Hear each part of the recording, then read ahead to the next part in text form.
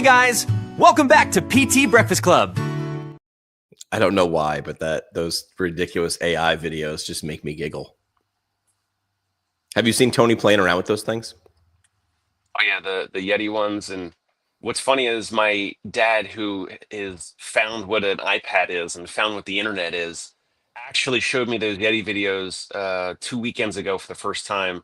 My dad did, which is usually I'm the one bringing the funny internet content to my parents or my family. So he showed me first, then Tony started doing it, other practice owners are doing it. So Tony thinks he's Yeah. going to burn out already, but maybe it's got a little bit of a long tail. We'll see.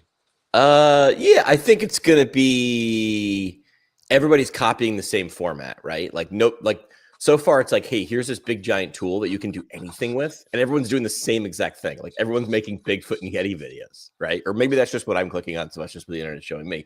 But I feel like if it's showing me and you, I think people will start to look at this tool and figure out different ways to play it.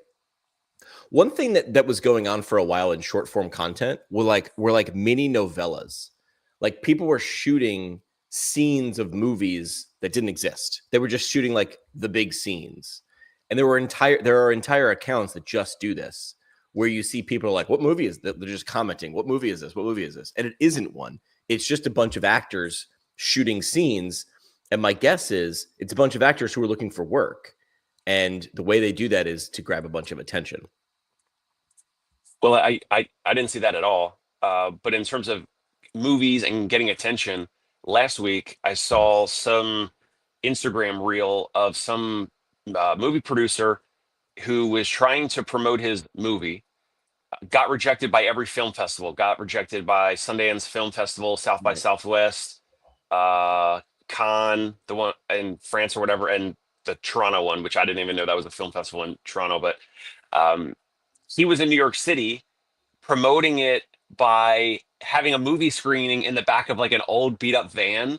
And it was hilarious because it was like you could fit one person or two people in the back of this van. It was like, and he's doing like a microphone, um, and a couple people like Steven Spielberg's like daughter probably knows him and reshared it or whatever, and somehow that got it viral or attention or whatever. Yeah. And I thought it was funny. And then the whole thing was, it was almost like, this is funnier than, like, is this better than your movie? Like, I mean, your movie is, I don't think it was comedy. And then, like, at the end, they had someone that watched the movie in the back of this van do a standing ovation, but they were like bent over at 90 degrees because you can't stand up in the back of like a regular utility van. So it was pretty funny. Again, just different ways to get attention on the internet. Yeah. I think it's the opposite, right? It's like whatever everybody else is doing, if you're locked out, you can create and throw your own party. It was a great, I don't know, beer commercial a billion years ago where these guys wanted to get into a club, but the club was like packed. There was a bouncer, velvet rope, and then they were across the street. There was this empty bar that, of course, no girls were into, and the guys wanted to talk to girls. So what they did was they went over and snuck over and stole the velvet rope. They took like a blind beggar who was like sitting there and they put him as the bouncer. And next thing you know, that club is full because it's the illusion of scarcity. It's if I can't get in, I want to get in. If I can't buy it, I'll do anything I can to be able to get it somehow. And I think that you had mentioned you wanted to talk about something about a $200 intro visit. Are we using scarcity? Are we using like reverse psychology of pricing? I just, as an example, before we even get into that, I use an example we have a new patient, one of my therapists, Boris Mehta. He's my top therapist. He's excellent, highest producing. Uh, we didn't hear from a patient. He evaluated a patient, and for whatever reason, like we only had the patient's email address and we hadn't had their phone number. I checked the intake paperwork and I grabbed the phone number and I texted the patient last night. But before that, it was just email. You and I know how bad, most people are with email. So like, they did the first visit evaluation, and then typically we want to like book out at least the next visit or two, like in person. But like sometimes things happen. Maybe it was rushed, or like the client had to go somewhere or whatever. This was like an office visit in Midtown. Long story short, no reply from my therapist. Sending an email, I sent an email, no reply. Got the text message, the phone number, sent a text message last night, and here's what it said. So I think this is more This is more urgency. So I sent, let me find it.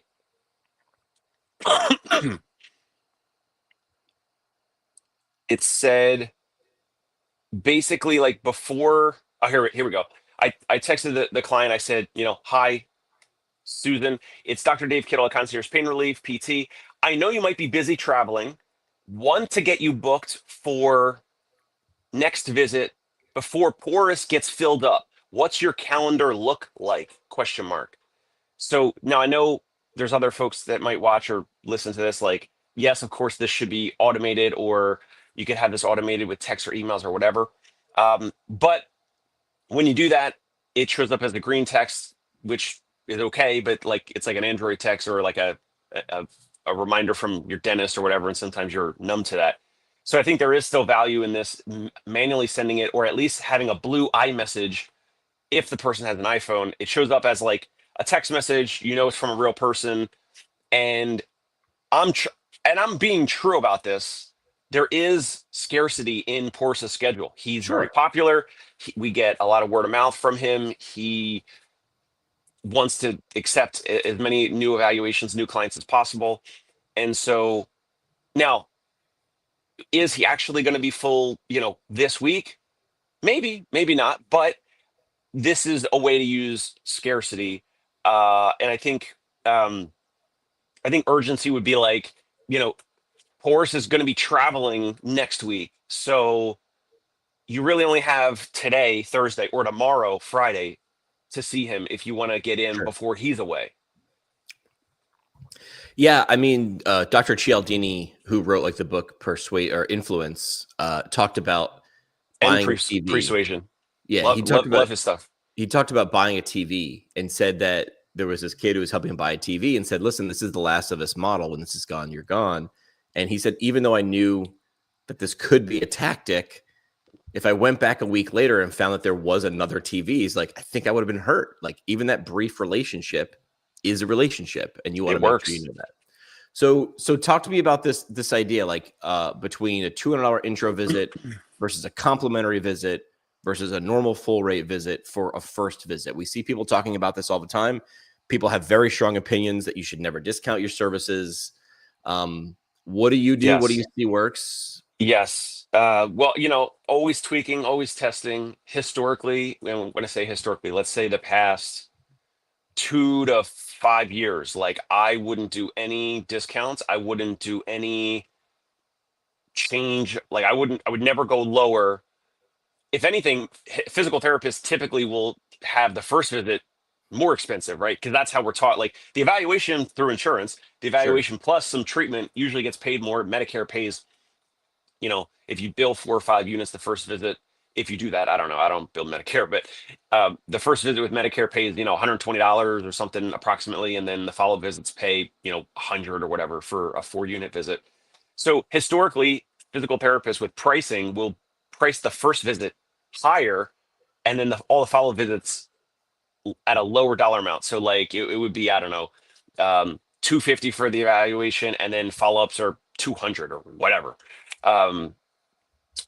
What we're doing now is kind of the opposite of that, right? So like historically, I said the past 2 to 5 whatever years, it was just like whatever our rate is at that time. If the rate was $250 or $275 or whatever for every visit, it was like the same for the first visit as well as the second and onward. Now that I'm like basically out of patient care, with me, it was kind of like if I was treating the patient, or if my wife Annie was treating the patient, it was kind of like we're so confident on the phone, like we're just like take it or leave it. Like it is what it is. Like we don't do discounts. We're trying to be like everything that doesn't discount. We're trying to be like luxury, like Tiffany's, like Ferrari. Yeah. We're not. We don't do discounts. Like if you even asking for discounts, like you might not be our right fit, which kind of can make sense in some cases. But recently, I've been testing a $200 intro visit as a way. It also depends. Like I think you want to be ethical, so it's kind of like you kind of have to, I think, maybe offer to everyone at a certain period of time, as opposed to like picking and choosing. But I want to get my therapist in there into their home or if they come to our office, I want them to experience it one time, because I truly believe once a random cold stranger, whatever they have, back pain, sciatica, balance issues, walking issues, I don't care if they're 40, 35, 40 years old, or if they're 80, it doesn't matter.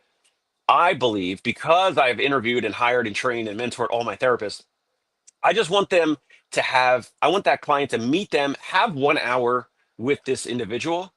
And oftentimes it's going to be their therapist for life. And so it's a little bit of a loss up front for the long-term value of this conversion, this interaction over time, which in some cases, like we have some patients where they're with us for, 4 years. My wife had a client, it's got to be 4 or 5 years. So Horace has a patient from last year that I switched over from me to him. He's coming up on 1 year with that client. What is it like? Let's say we're charging $350 for the first visit in general. And if I'm pitching you, Jimmy, if I'm like, hey, so you're asking what our rates are, we checked your insurance and we accept out of network benefits, but your plan doesn't have out of network benefits. So if you wanted to work with us, you certainly can. We would love to work with you. If you wanted to work with us, it would be via self-pay. And then you would say, oh, well, how much do you guys charge? And I would say something like, well, the first visit is $550 if it's on a Saturday or Sunday, or $350 per visit if it's Monday through Friday. And either I can use the $200 intro visit as a downsell if I feel some resistance or whatever, which sometimes that can maybe feel icky. So what I've been doing is just saying like, hey, it's $550 per visit on weekends, $350 per visit Monday through Friday. However, so I use the double price anchor with a double, like two higher numbers, double price anchor, and I could just drop, if I wanted to, immediately to, but the first visit, Jimmy, is $200 as an intro rate. So for you get the full experience and still the full 1 hour, whether our therapist is coming to your home or if you're coming to our Midtown office, it's $200 for the first visit, because we don't want price to be the barrier. We don't want price to be the barrier for you to even try the service and experience the value, experience the difference.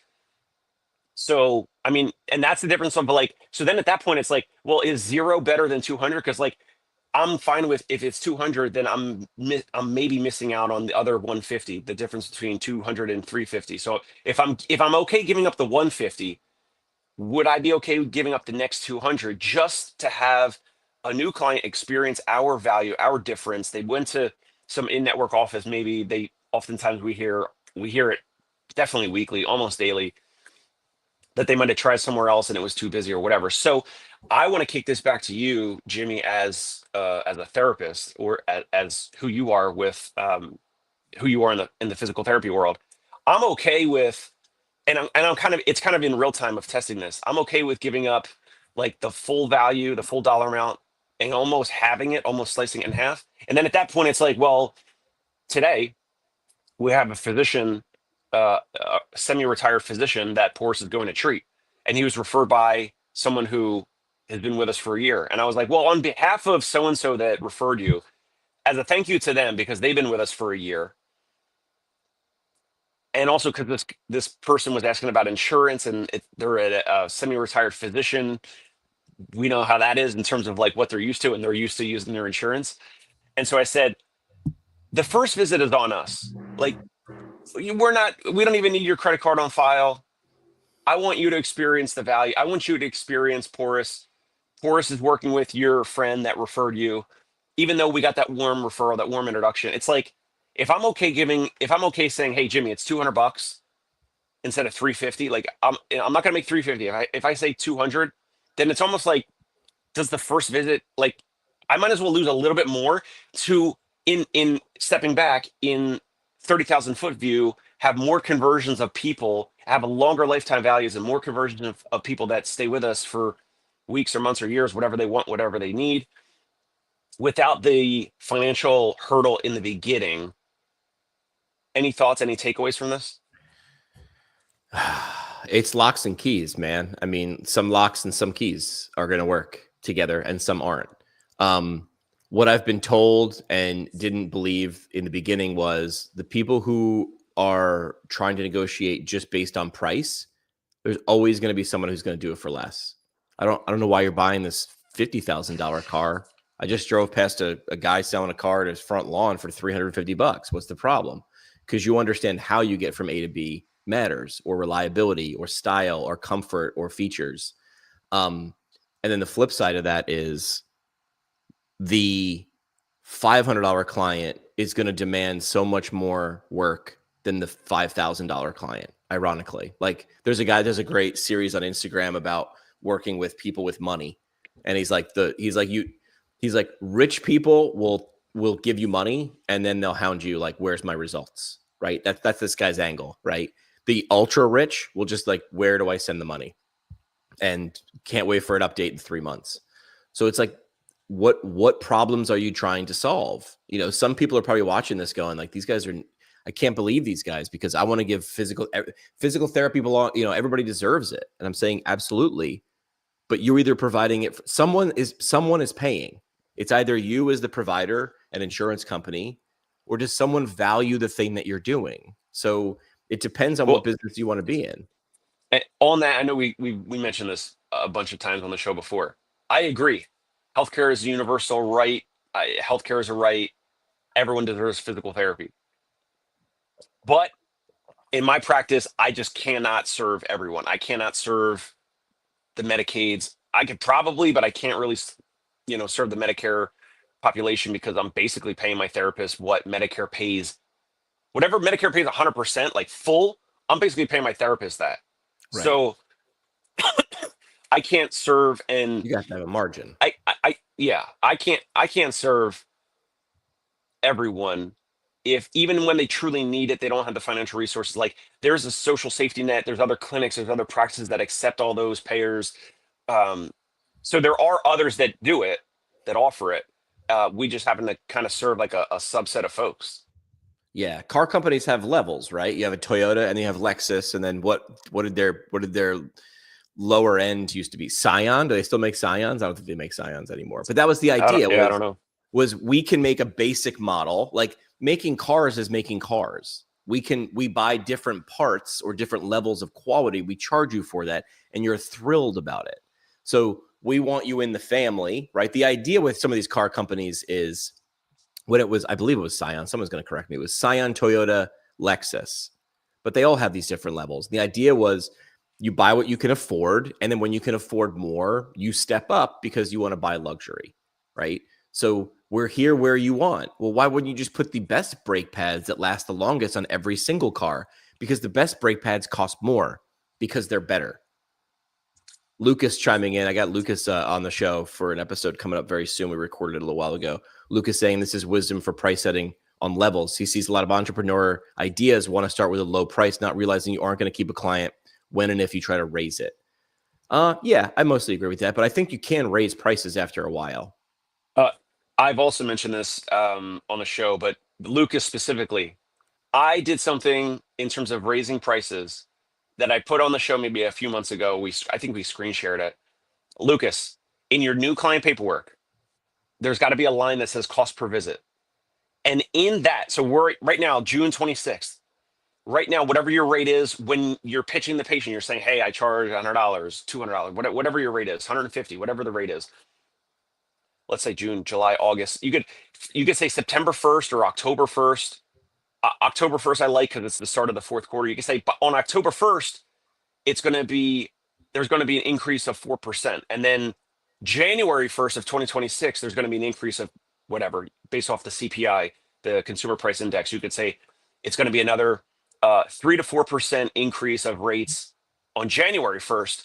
And you have the patient sign all of this to do the first visit with you. Now, built-in price raises is, I cannot believe I just started doing this in 2025. I've been practicing way too long to leave this money on the table. So when you go to raise rates on people, and yes, it's awkward if you don't have this context and you don't kind of remind them the value, and you're nervous and you're afraid that they're going to say no or whatever, put it in the new client paperwork and say, hey, you could say percent, like we do 3 or 4 or 5% raises in the paperwork.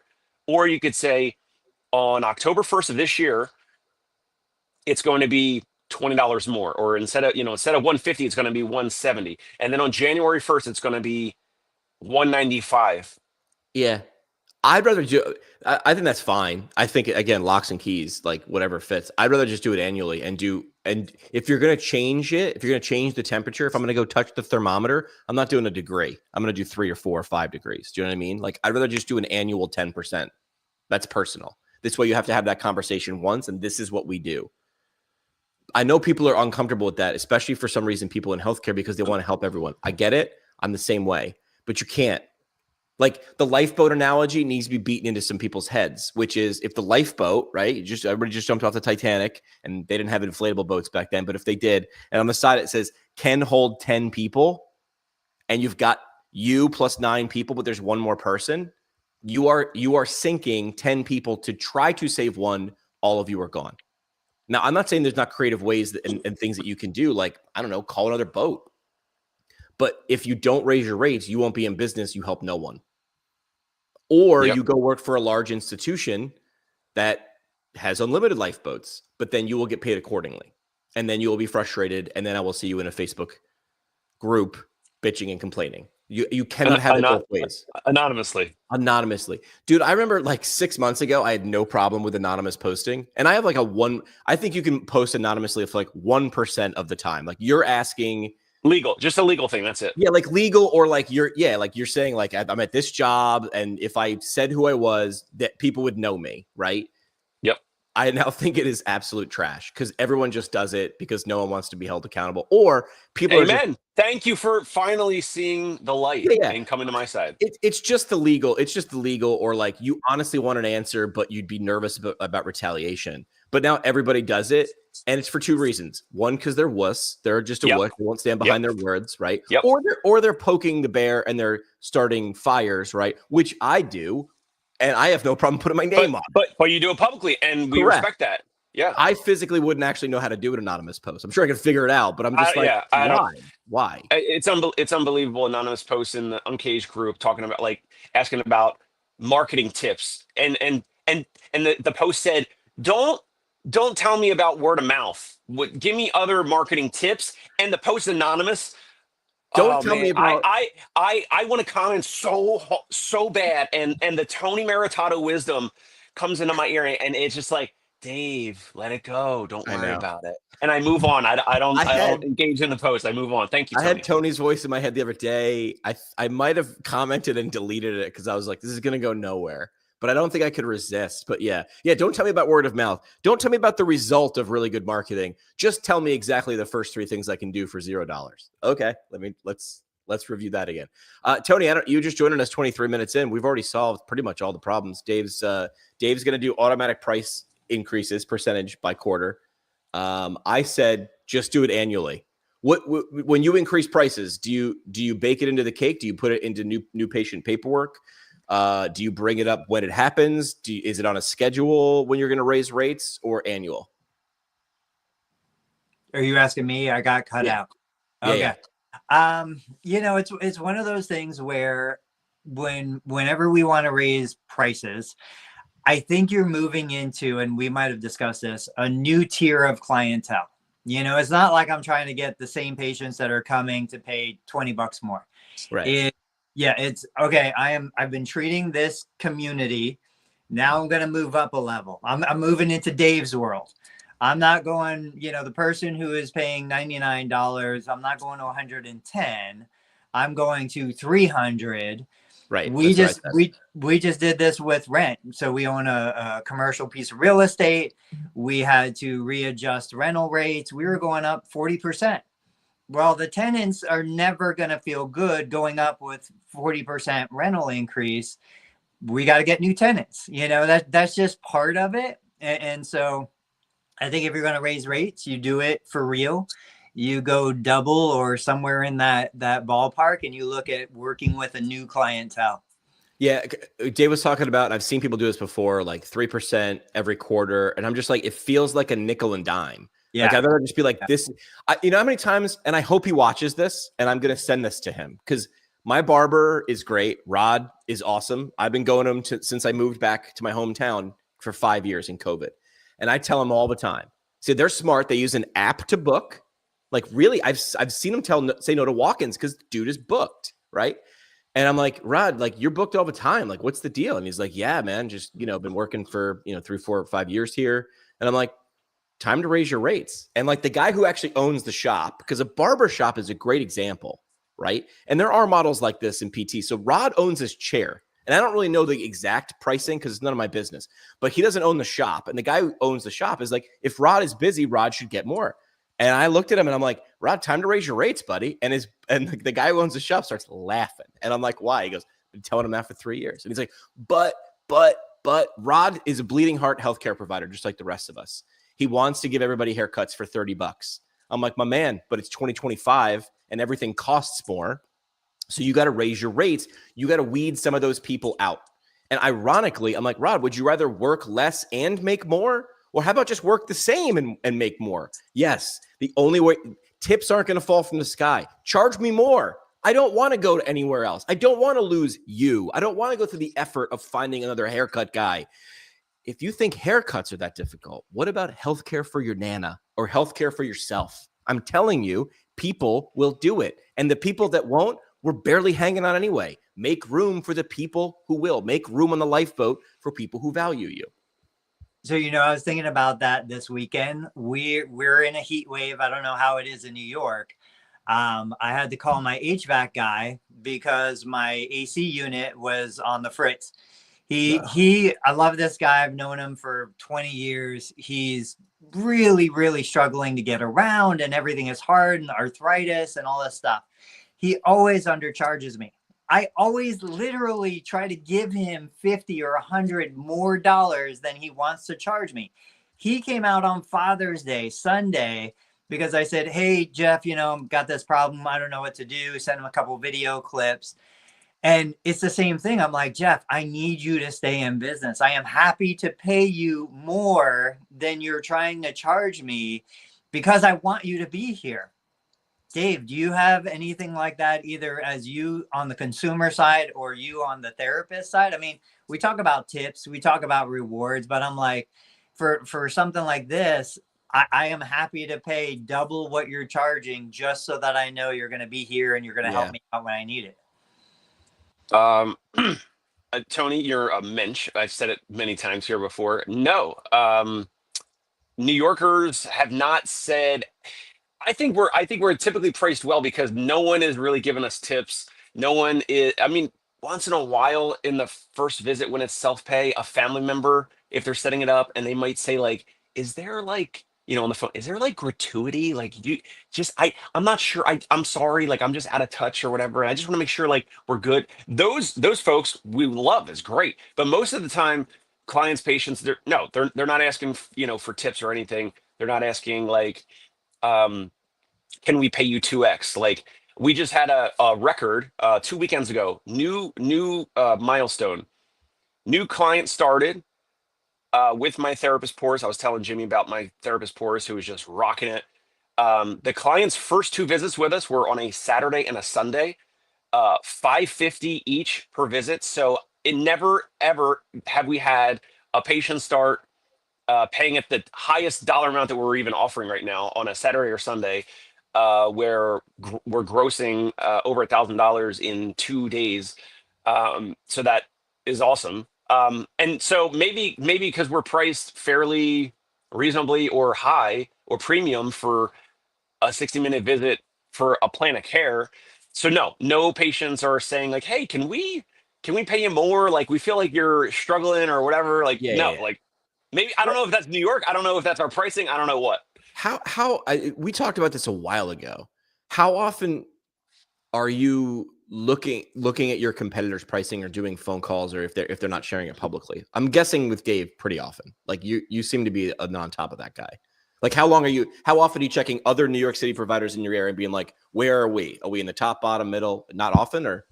I think we're somewhere, I would say, in the 3/4 to the top of the spectrum. I don't know. I don't check. I have no idea. Really? And I don't know. No, I mean, okay. So like in terms of if you're a physical therapist, you're either in network, right? So you're either like with Spear or like one of these other places, or Fox, and they take Medicare, or you're out of network or self-pay.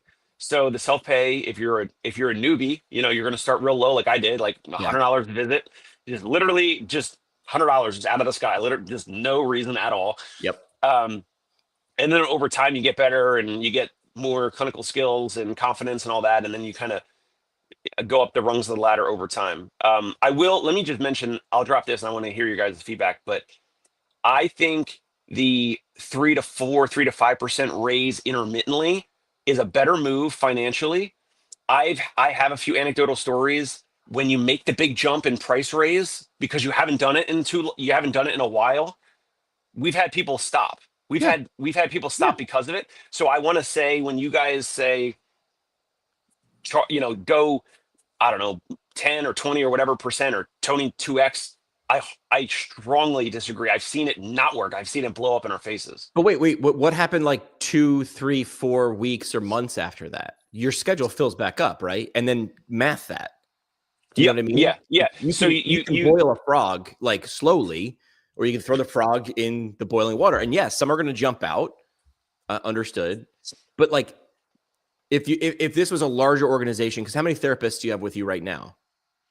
We have like 6 that are like 2 full-timers, Annie and I, a few part-timers, PRN. I feel like we got to do an episode with Porus where Dave isn't there and he can. I want to bring him on. He's sharp. He's from India, and I didn't know this, but Bombay apparently is kind of like a little Manhattan. So when he came here and we were going through the interview process, he's like, oh yeah, the luxury and the status and the ego and all that, you know, financial stuff like that. He's like, that's like, you know, like Bombay is kind of like the little Manhattan. So he understood our ideal client. I'm going to do probably some podcast episodes with him as well, like coaching stuff that we'll do internally, and then with his permission, we'll put it publicly. Yep. Yeah, growth is always hard. I mean, we're going to be strapped for cash probably for the next several months while we find a new tenant. But to Jimmy's point, once a new tenant comes in, this is the new price point. They understand this is what they're paying. Whereas death by 1,000 cuts, I don't want to just keep getting a couple more bucks from the person that's there. They're never going to feel good about it. The exchange is always going to feel bad because, well, I was just paying this and now you want me to pay this, and next year I'm going to pay that. And no, I just want to bring somebody new in, let that person go out.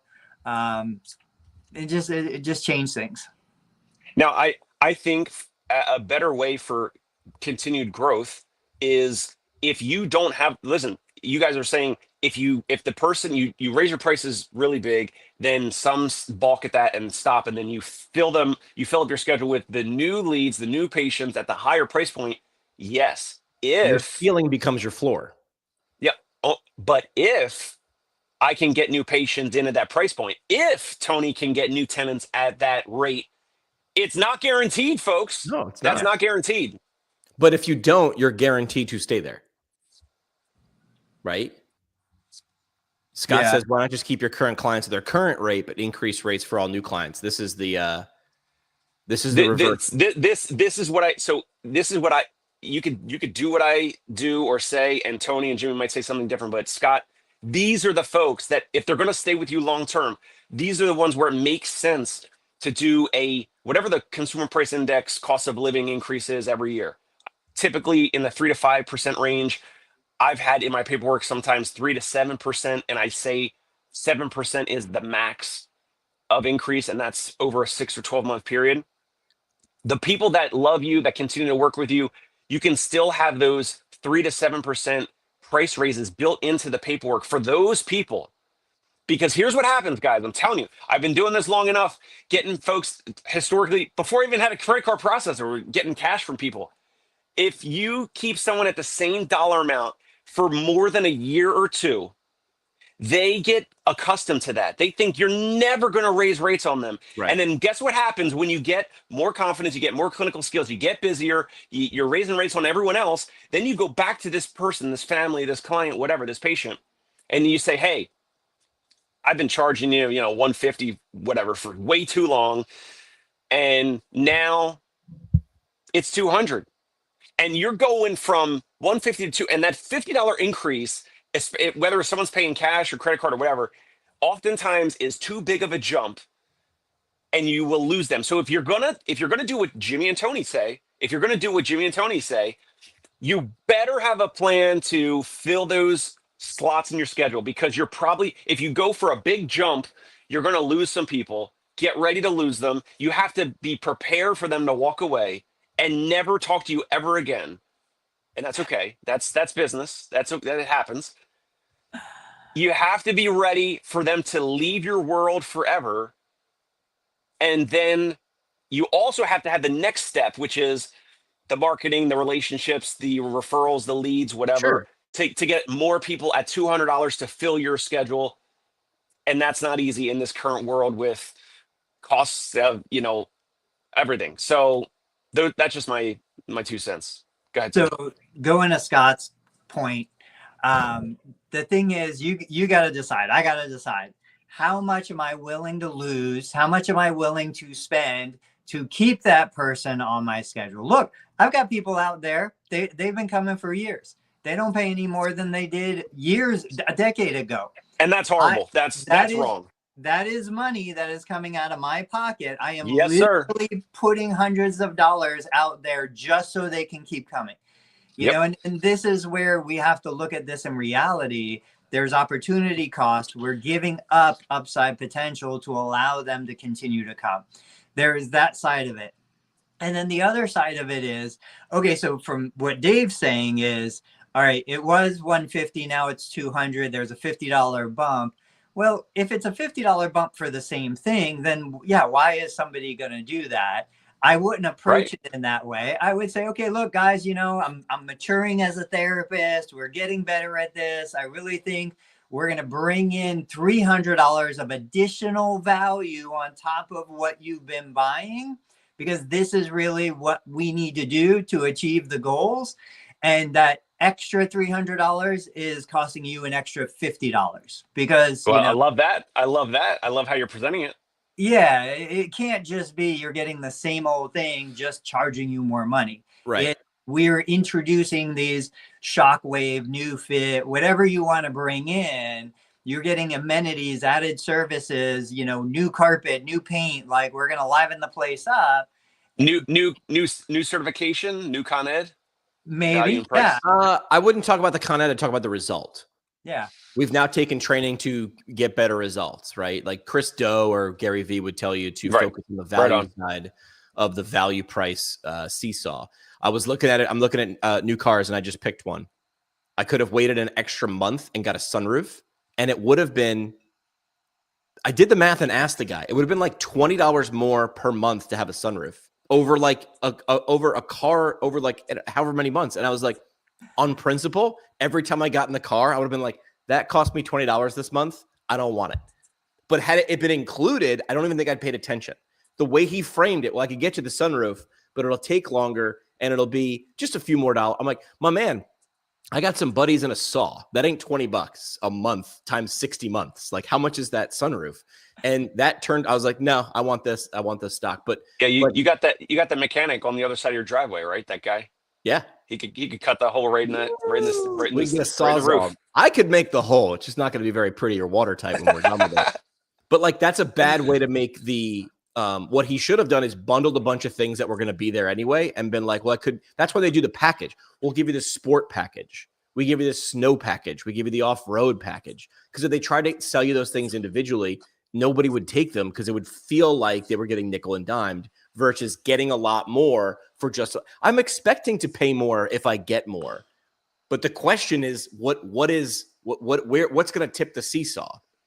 So what'd you go with? The Lambo, the Lotus, the Ferrari? McLaren. Oh man, I went smart and reliable. I went to Toyota Camry.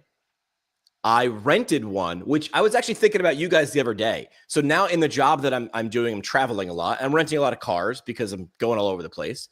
And I was in the market for a new car. And I was like, man. And I'm just thinking like, Enterprise or Avis, whatever, they just buy cars. I don't know how they pick which cars they have.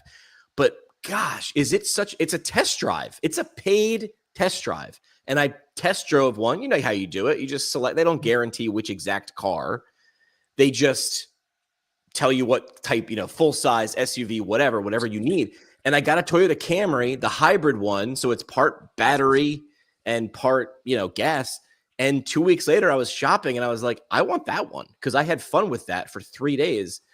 To me, it seems like just a power move. I'm not sure if enough car companies are taking advantage of this, like maybe giving exclusivity to an enterprise. Like if you're a Toyota being like, we want to do all your cars. I don't know. Like to me, you can't get better than that. It's a test drive for several days, love or hate.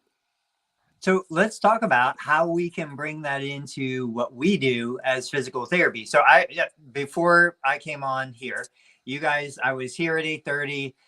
My PTA comes in. He's like, Tony, we need you. So I go out there. Patient that I had been seeing. I think we had done 3 visits. She was miserable. She was like, I don't know what we did. We did these bicep curls and we had never done them before. And I'm dying. I've been in pain since Monday.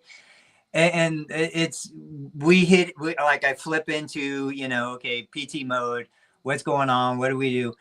She had said something that was really interesting to me, though. She had been to other physical therapists. She came to us.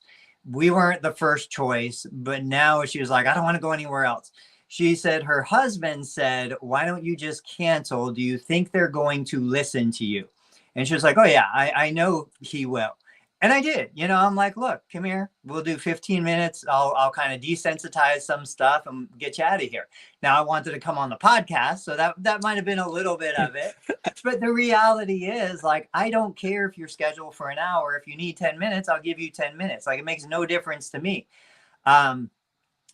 There are patients out there that should test drive different therapists. Dave and Jimmy and me, we're going to be very different in how we approach things. We're going to have different personalities, different treatment philosophies. And I feel like patients, they're going in blind. I mean, imagine buying a car that you've never seen. You don't know the color. You don't know what it is. You're just getting it.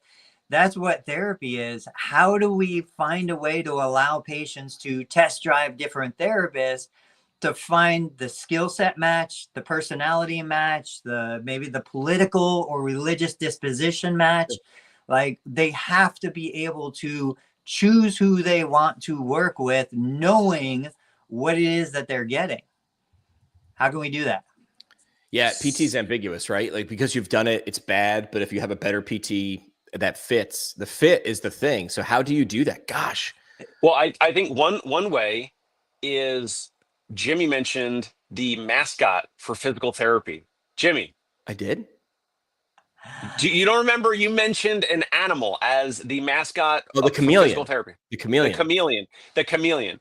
I am a chameleon. I worked outpatient ortho. I can work with anyone that's, 80 years old, 90 years old for gait and balance. I've worked temporarily back in 2015 or 16 or something at an outpatient pediatric clinic and working with 1 and 2 and 3 and 4-year-olds with autism and developmental delay. I think there's certain therapists, and I'm not patting myself on the back, but like, I can adapt to different situations and have some level of relationship or understanding or whatever. And not every therapist can do it, but the more therapists that are adaptable to different situations, I think could fit that, Tony. I think they could fit, like you said, Jeremy, your PTA, like, he's very personable.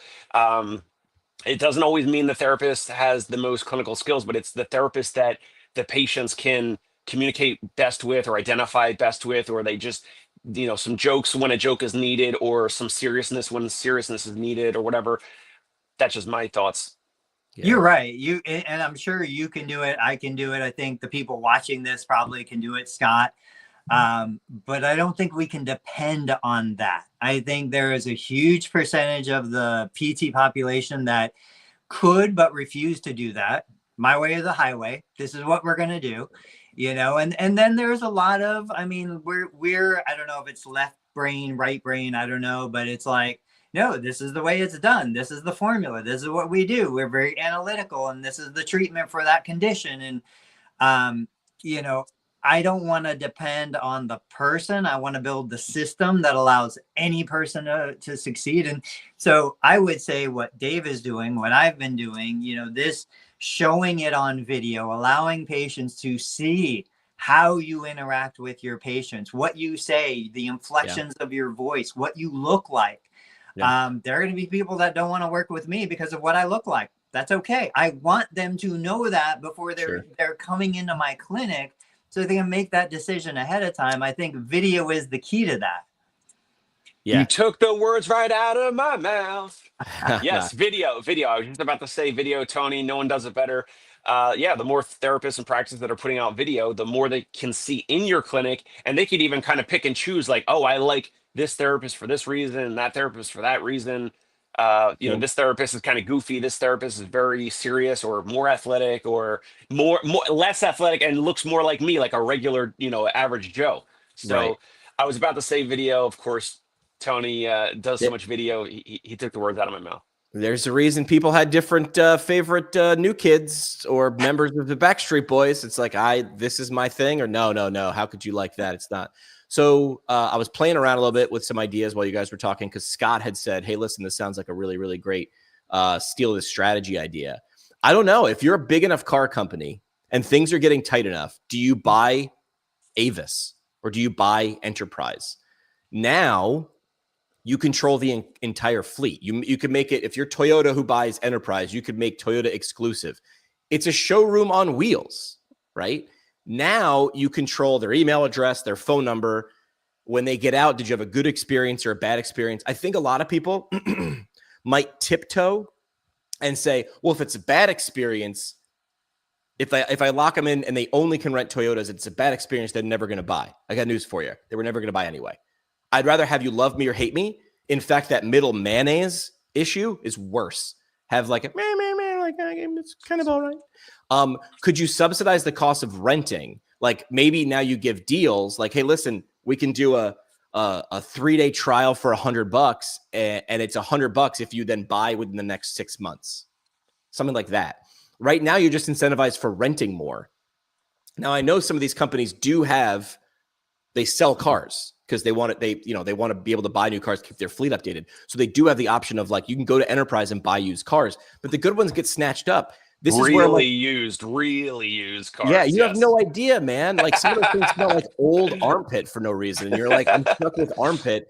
Or, back in the day when smoking was a little bit more popular, like you'd get people who just smoked in it and they didn't really do anything. And then you smell like an ashtray for a week. So how do you steal the strategy for healthcare? While we were talking, I was thinking like flights, man. Like, if you ran a clinic, would you want 6 of the same therapist, or would you want 6 different therapists? Different, obviously. Get different therapists, right? You Absolutely. Swiss Army knife for all of them instead of having just one screwdriver over and over again. So they're saying like mini trials, like 3 paid sessions, but you're sell it as you're gonna try instead of, oh, I get switched around. Be open from the start. You are going to work with 3 different therapists. And the reason we do this is we're so varied and PT and your needs might be so different. We're going to try to align you. So your first 3 visits are actually going to be trials. Now we're going to talk to each other. We're all going to know, what we did and stuff like that, but it's on purpose. So it's like a flight of beers. This is a test drive, right? It's on purpose as a test drive. The other suggestion was pop-up. I used ChatGPT for this too. A pop-up clinic demos. We've seen people do this. Like how car rental companies are at airports. Why isn't that PT at a CrossFit gym? Not permanently, but why aren't you doing pop-ins and things like that? So be where the people are who might value your services. Or do a rent-a-provider day, free agent Fridays. A local PT joins a CrossFit box or sports team once a month, treats people on site, builds relationships, the whole 9, then follows up with, hey, by the way, I'm available here. I'm only 5 minutes away. So that's what we thought. That's what ChatGPT thought about how we steal the strategy of Toyota buying Enterprise, which they should. If Tony doesn't have any thoughts on that, I wanted to ask him what we covered in the beginning, because Tony was out really quick. Because unless we have another topic or another thought, go ahead. I want to hear it. So earlier in the episode, I was talking with Jimmy about right now testing for us for a self-pay. So typically it's like what I just said, like $550 for a weekend visit, $350 Monday through Friday. And right now testing, because I want to get more patients to my therapist without the financial hurdle being in the way. And so even for folks that can pay it, that live on Park Ave and Fifth Ave or whatever, but just sometimes the folks that are insurance minded or they work in healthcare. I was just telling Jimmy, like we have a semi-retired physician that my therapist Boris is seeing today. And so I'm testing right now a $200 intro visit where it's the full hour. And then also like for that physician today, I just said, hey, first visit's on us. Like we don't even need a card on file. If you love Porus, if you find value in him in our service, and if you like him and you want to move forward for your situation, your orthopedic issue, then the second visit is 350 and onward, or Monday through Friday, whatever. So what are your thoughts on, like, for any therapist out there that's self-pay? Whatever the rates are, we talked about rates. If they're at 150 a visit, 175, 200, it doesn't matter. Whatever the rate is, what are your thoughts on like an intro offer where they pay something, but it's like, I don't know, 25 or 50% of the full rate versus zero?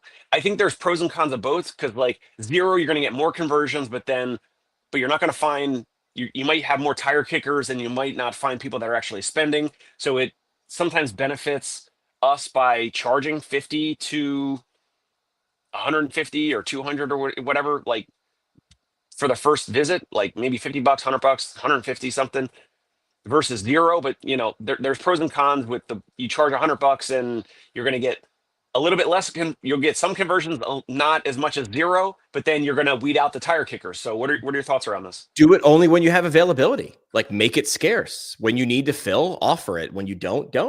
You're in control of that, right? I mean, what do you think? I don't know. I always go back and forth on these, ideas. I'm like, well, I generally am opposed to free anything up front. I'll give away everything after you prove yourself, after you've been a paid client. But in the beginning, I've never been a fan of that. Free samples, free offers, none of that stuff really makes sense in this.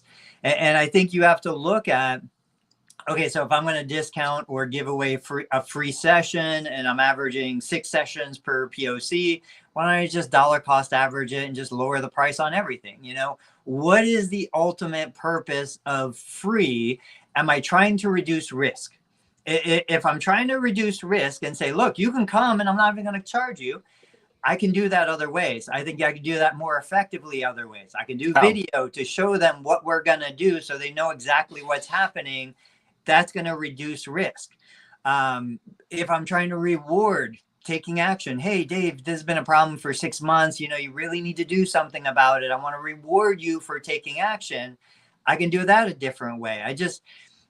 I think we have to understand what is the intent of what you're deciding to do.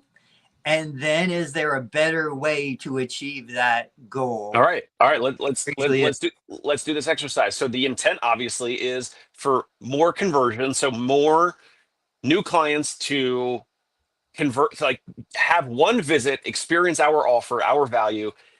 That's like step one. And then step two is like lifetime value. So like if you love our service and you want to continue to use us, like it could be for weeks or months or years. And ideally we have some folks that stay with us for many, many years. So that is the intent, at least for us. I think foundationally, I think that's the intent for most therapists that would ever listen to the show.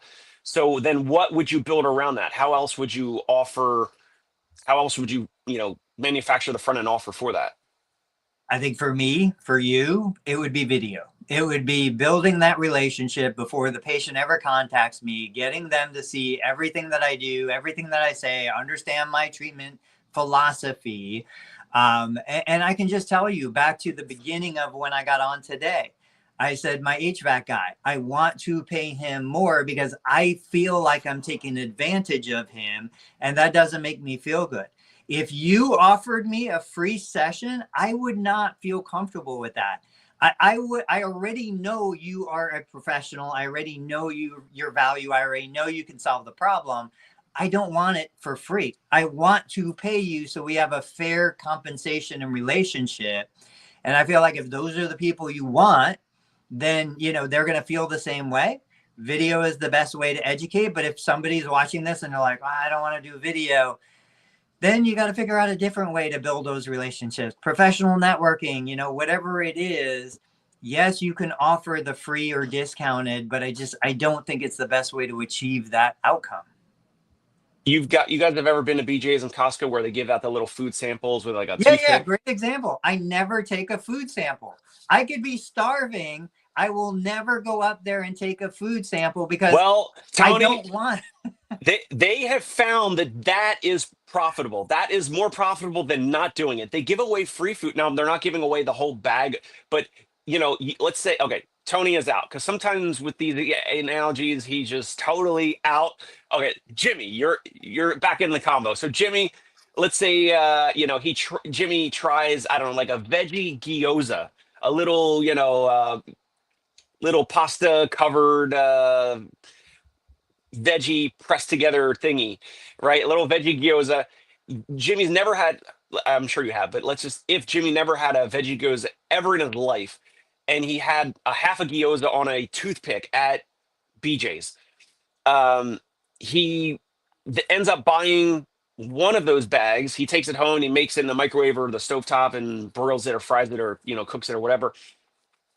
And there's enough critical mass of customers like Jimmy that literally never would have bought that bag of veggie gyoza if it was not a free sample. So I don't always like the free stuff because of the concierge, premium value of it, but it absolutely works.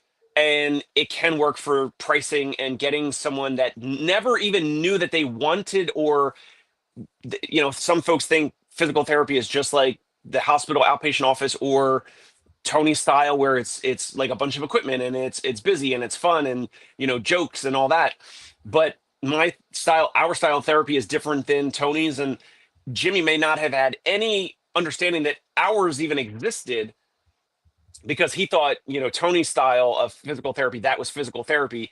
But there's enough customers that want both, and sometimes we need to be creative. So that anyway, BJ's and Costco, they have figured out that they give away free food, and that's more profitable than not giving away free samples.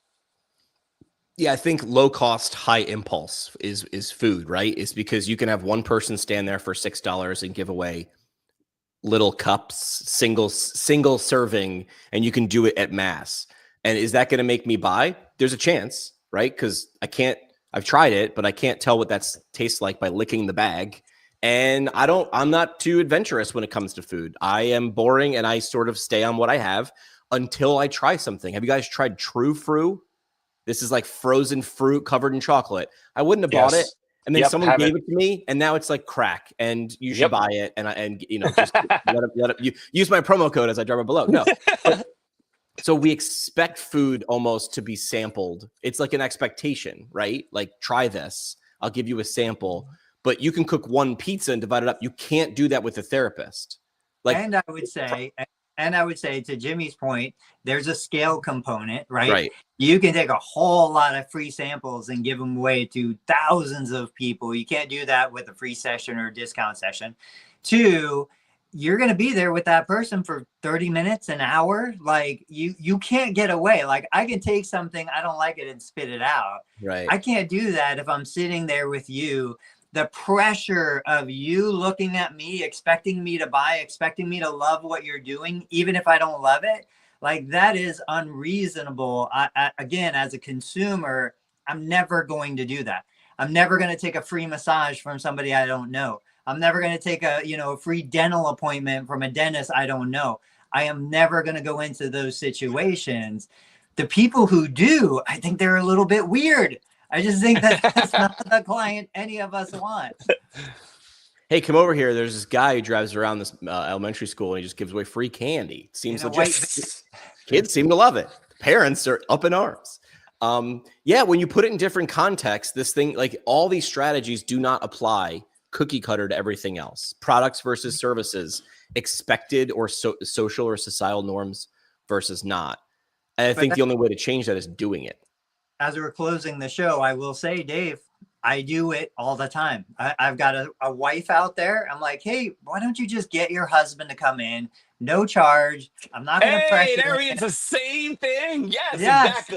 Exactly. So I want to say, like, I have done that. I do that. I'm like, look, just come in.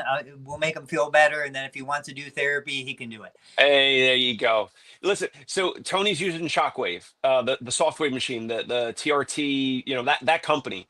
I know that company, their whole, like, they train therapists and chiropractors to use the device. And Tony, what is the offer? What is the, how do they present it? How do they present it? Because as far as I know, it's like 49 or $50 for the first visit. And this is all from Matt DeDuro, the chief marketing officer for Softwave. Right. It's like a $49 or $50. They want you to see it first. Intro visit. You get to experience the treatment for like $50.